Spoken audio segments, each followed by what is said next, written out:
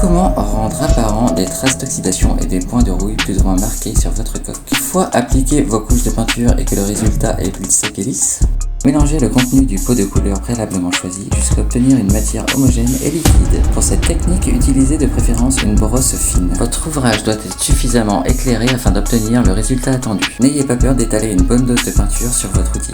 Retirez une grande partie de cette peinture en brossant la tête du pinceau contre un chiffon.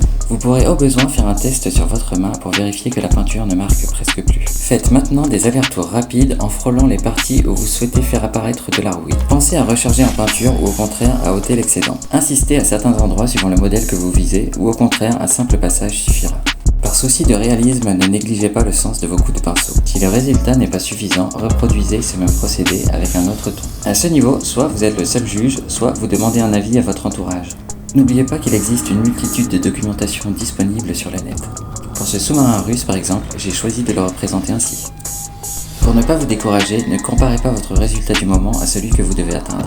Allez-y étape par étape, avec autant de pauses qu'il le faut. Suivant votre vitesse de croisière, l'âge et la texture de votre peinture, il vous faudra peut-être l'étudier à nouveau. J'étais parti pour utiliser une teinte plus orangée, mais au moment de l'acheter, le jeune vendeur du magasin au modèle réduit m'a conseillé celle qu'il utilise pour cet effet rouille. J'en profite donc pour lui dire merci.